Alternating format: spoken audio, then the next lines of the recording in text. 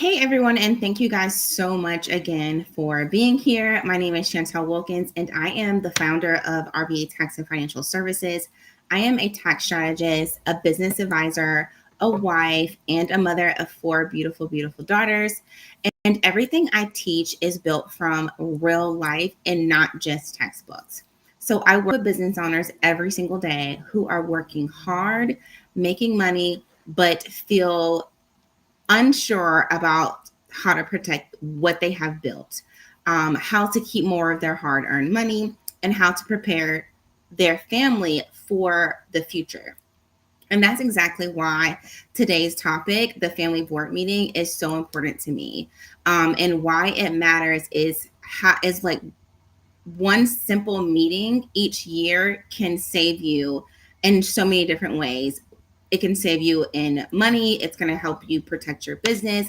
It's going to build stronger family communication. And it's also going to create real structure in your operation. So, this is not about being fancy or lavish or anything of that nature to use this strategy. It's about being intentional with your strategies, protecting your business, and also being prepared so that we want to be more proactive than reactive, especially when we own a business. So, you don't have to be a big company to use this strategy. You just need the right setup and the right documentation. And I'm going to walk you through it step by step in a way that is super easy for you to understand. And then it's also super easy for you to go ahead and apply this to your business this year in 2025. So whether, again, you are a brand new business owner, a side hustler, or you're running a growing company, this information is definitely for you. So let's go ahead and get started. So again, we're going to talk about one of the easiest and most powerful business tools most business owners never use, which is the family board meeting. This is about protecting your business, saving money, and getting your family involved like right away. It doesn't matter, again, like I said, if you're small or if you're large, this strategy is going to work at every single level. So number one is about getting your mindset right. If I can click this thing over, here we go. So a lot of business owners say, what I hear all the time is that it's just me, Chantel. So I don't need a board, or do I? What I tell them is that the truth is that doing everything alone in a business is definitely going to lead to poor planning, weak protection, and missed money saving opportunities. So running a business basically without structure is like driving without a car. Driving without your seatbelt on. So right now you might be fine as long as you don't have an accident, but when something does happen, you might be thinking like, dang, I should have had my seatbelt on, or if I had my seatbelt on, I may not have been, injured. So basically, you'll wish that you had some type of protection in place. So again, you have to get your mindset right, is what I tell all of my business owners, that doing this as a board and having other people give you that advice really does help you grow and scale your business. So one, what is a family board meeting? So this is basically a simple planned meeting that you will have maybe once a year, or you can have it quarterly. The type of individuals that you want to have on your board is people like your spouse. You can have your adult age children on the board, your parents, or maybe your siblings, a trusted advisor, or a really good trusted friend that you feel good about talking to your business, and that can give you more insight on different things, different strategies in your business. The main thing that you definitely want to make sure is that when you're having this board meeting, is that you're documenting it. You're going to be documenting the business strategies that you're talking, your picks, and then the financial. So you want to make sure that you have like a note taker. So I normally have my 16-year-old be my note taker. So anytime we're having a board meeting or a meeting at all, she just kind of takes notes and summarizes kind of like what's going on in the board meeting. And then I'll be able to kind of take what she wrote and then go and create my board meetings, my meeting notes from there. So why every business owner needs a board. So a structured annual meeting, you can have this quarterly or you can have it annually, this is going to help you make better choices in your business. It's also going to help you protect your business and your personal assets. And again, it's going to help you save money. And then also it's very professional. It kind of helps you stay aligned with the goals in your business. And then also when you have your family a part of the board, they get that insight on what's going on in the business. And also like if you ever want to go and get funded, or banks love to see this. They love to see that a business has their annual minutes. So when I hear clients say, oh, I only have like a 1-page document, or I went to, the irs.gov to get my EIN number, and then I went to the state to go ahead and get my articles of organization. Like that is fine for starters, but at the end of the day, that's not like everything that you need in your business. Like there's a whole lot of other things that need to be a part of that business setup for us to make sure that we're able to write off and to make sure that the business is structured, one, correctly, and two, so that we can document everything. So we definitely want to make sure that we have all of these. There are about 7 benefits of having a board meeting, and I'm going to break them down. So like one of them is tax write-offs. Number 2 is stronger asset protection. 3 is, of course, audit proofing. 4 is family unity and education. Like the education piece is one of the best pieces. And again, I'm going to go down and break down into this so that it makes more sense to you guys. We're going to have succession planning, accountability. We're going to talk about strategy and easier banking and lending. So this is why it's so important to have a board meeting. And I know that some businesses, like I said, they've never heard of having a board meeting.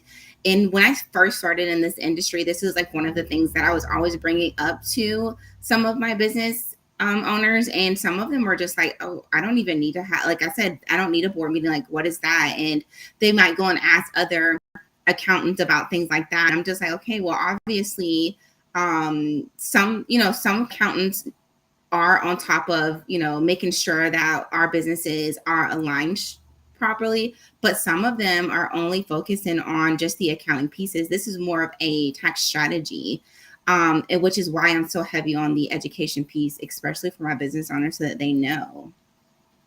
So benefit number 1 is tax write-off. So the meeting, the meeting is deductible, and some of the expenses that you guys can write off is your travel. So if you're bringing family members down from out of the state, let's say your parents, and they might be a part of your board, you'll be able to fly them down, and that will be considered a business expense. Lodging, if you have to stay for if you have to pay for their hotels, right? Or an Airbnb for them to stay in, you'll be able to write that off. Let's say we're doing this over the holidays, and we're doing this for Thanksgiving or for Christmas. And in order for you guys to be able to write that off, you do want to have a board meeting. So before you guys sit down and start eating and are giving thanks for the meal or for Christmas, have a conversation with all of your family members. You're going to want to write down everybody that's attended, and I'll tell you guys exactly what needs to go in the agenda, but you need to write down everything that you guys are talking about and hold the meeting for about an hour, or, well, I'm going to say about 2 to 3 hours. And then just kind of dissect a few things and see what each family member kind of thinks about the topic that you're bringing up. Any meeting supplies that you have. So if you have a whiteboard or, a huge sticky notepad, if you had to purchase that, you'll be able to write that off. And then if you had a conference rental, And this is where I say the Augusta rule kind of comes in, because your business can rent your home um, for up to a certain amount of each year. And that's something that I talk about with my clients, and we work that strategy in, because up to $14,000, you don't have to pay federal income taxes on. So that's one strategy that I do talk about with some of my clients. And of course, in order for this to be a complete write-off, is you have to have like an actual real meeting agenda. So take 30 minutes of your day and sit down and talk and write down all the things, the topics that you want to discuss. And some of the topics could be like, the struggles that you're having in marketing, getting someone else's opinion on what they see when they're strolling on social media, or what they like to see when they're strolling on social media, because there are other people in your industry that might be doing some of the same things, that may have gotten that their marketing might be doing better. And you can possibly take ideas from them to make your marketing just a little bit stronger. Of course, you don't want to copy exactly what they're doing, but you do want to use that kind of as an educational piece. Of course, documenting the meeting, like I said, is super important. Having that one person to kind of document and to take notes on the conversation that you guys are having. And then making sure you guys are keeping proper meetings, like that's super, super important, because again, this is your asset protection piece. The benefit number 2 is stronger asset protection. So if anything happens in your business, the attorneys look for, one, no annual meetings. And I cannot tell you how many times I have encountered this in my profession, when attorneys are reaching out and they're asking for annual meetings, because the business owner said, well, we talked about this in my business. And when they reviewed and asked for those meeting notes, they didn't have them. And that's one way for them to really kind of get in and find those mistakes, because they have no minutes. Sloppy records is what they're going to be looking for, which is why I always say that making sure that your accounting is up to date, make sure you're not commingling your funds, which is mixing your business and personal. That's a super no-no. We want to make sure we have separate bank accounts for that. So we want to keep our records neat as possible, which is also called, commingling accounts when you're doing business and personal. So you definitely don't want to do that. So with you having your annual minutes, it's going to prove your business legitimacy. And it's also going to strengthen your corporate veil, and then also protect your personal assets. This is where I say that we're separating business from our personal, which is why you want to have documentation, because documentation is key. What I was taught very early on in my industry is that documentation, if you don't have documentation, then it just didn't happen. So you definitely want to make sure you document. I can't say that enough in our businesses. The third benefit is audit proofing your deductions. So your minutes should adopt the IRS required policies. So whenever you're working with a tax strategist or your accountant, they are going to know the IRS policies. So they're going to kind of help you stay within those limits of making sure that you're not outside of the policy so that you can get penalized. One of the things is setting up an accountable plan, especially if we have like the home office reimbursement, we have mileage and the vehicle policy, or the de minimis expense, medical reimbursement rules. So basically, if you're ever audited, just show your minutes, guys. Like, I have proof that my home office reimbursement, I'm getting this money back out of my home office, or my business mileage is going to reimburse me. My business is going to reimburse me for my business mileage. We want to make sure you have that vehicle policy in place, and also the medical reimbursement. So a lot of people with the medical insurance now have to pay out of pocket, and that is really sad of what's going on with our health insurance. But this is one way we can get the business to reimburse us for our medical insurance, is we want to have that accountable plan. And again, this is what's going to protect you. So that's super, super important.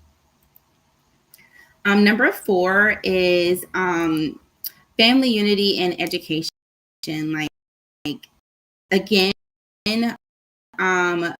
when you involve your family into your board, I am the second generation in my family to operate a business. Not very. There's only my dad, honestly, and myself. And I think my uncle Timmy actually has a business. Um, and so it's just us. And so a lot of our family don't understand like the way money flows when you own a business. They just think, oh, my family member or Chantel owns a business and she got bank or she got extra, to splurge in.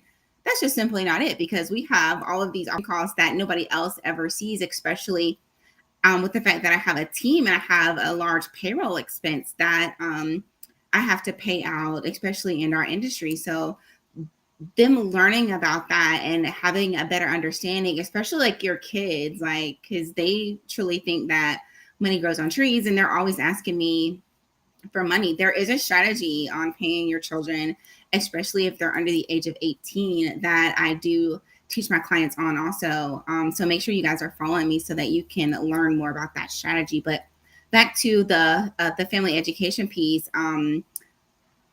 Also doing this and involving your family. So this is how decisions are made. So a lot of people, when they're talking with their family, they can help them grow and scale their business because they are able to see the business in a different perspective, right? So they can tell you what they see, and then you can kind of take that information and use it to help you grow and scale the business.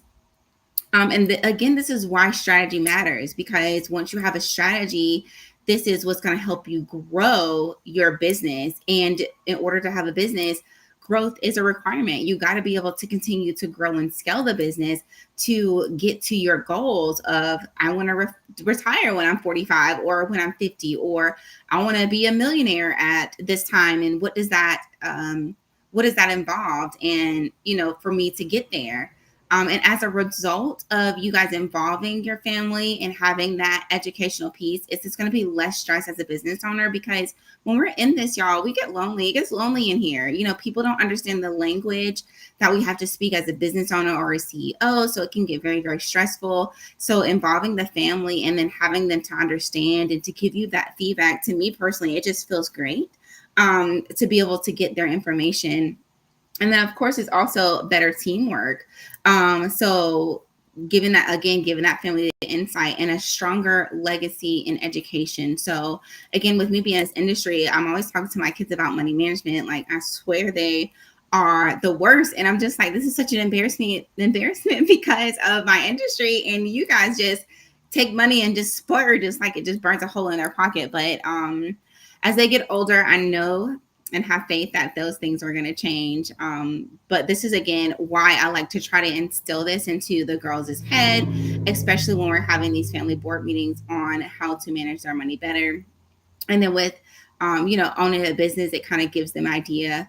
Quick short story. I have a 20-year-old. She's actually about to be 21, and she's going to be an esthetician.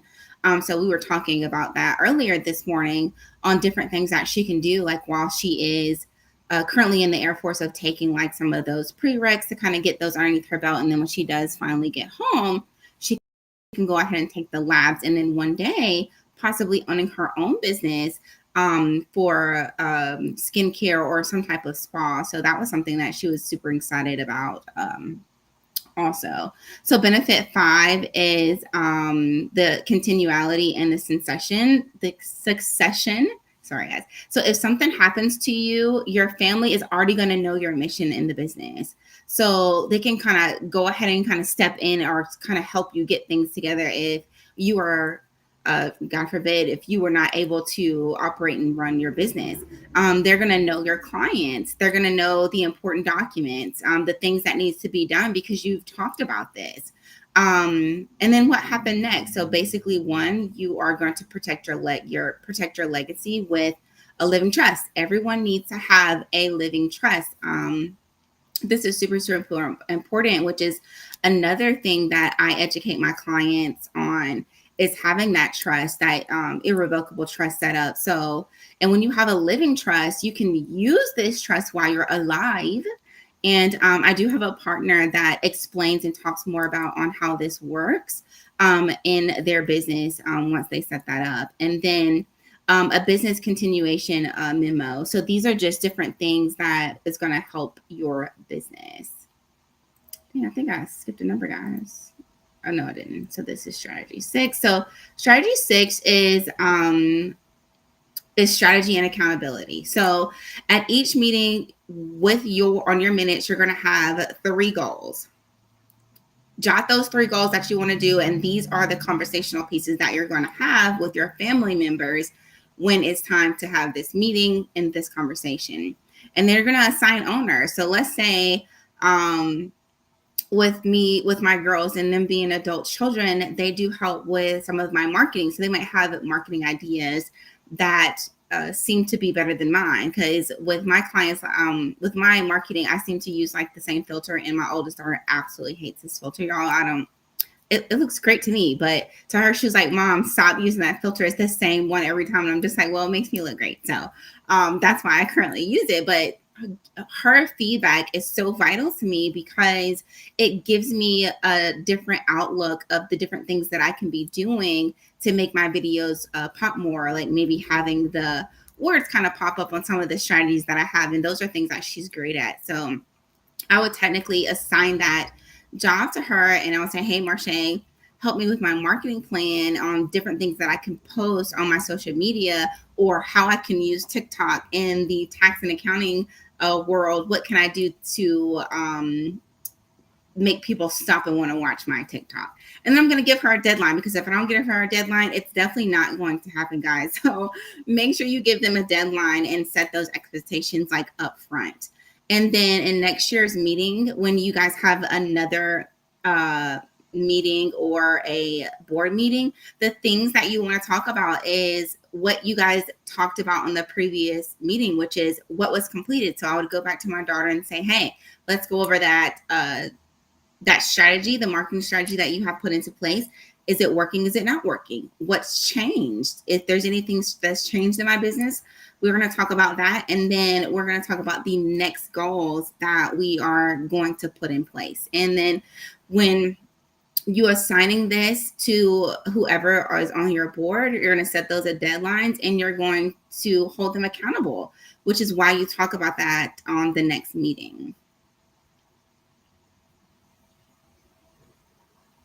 Okay, and strategy 7 is easier banking and lending. So lenders, SBAs, and buyers often request, well, not really often, all the time pretty much request your financials. So if your financials are not intact and you're not doing your accounting on a monthly, quarterly, or annual basis, or at all, then it's going to be super hard for you to be able to get bankers on your team, because they're going to look at that and say, absolutely not, because they're not taking their business serious, and that's a problem, which means that why would I want to lend to you if you're not taking your own business serious? So having those financials are super important.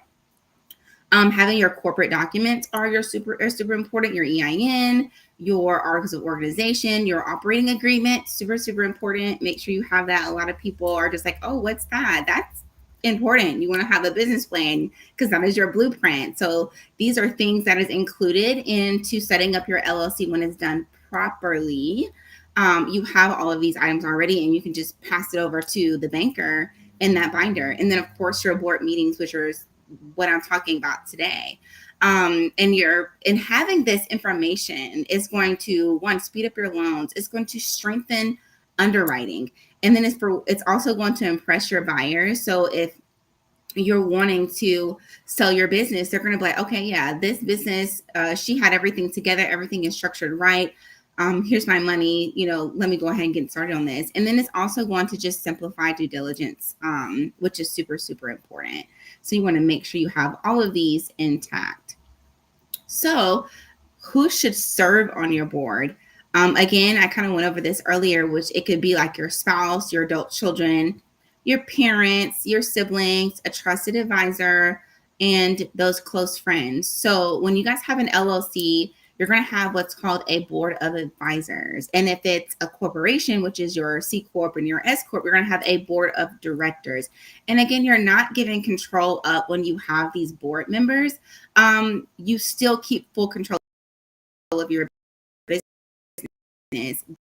These people are just it's going to kind of help you give you feedback on the things that's going on to kind of help you continue to grow and scale. Because most small business owners, like, this is your baby and you don't want anybody to take that from you. And I get it, because I'm right there with you. Like, we worked hard. We want to make sure that we're growing and scaling this business and that it's going to produce what we need out of it. But what you are doing when you're including your family is you're gaining insight.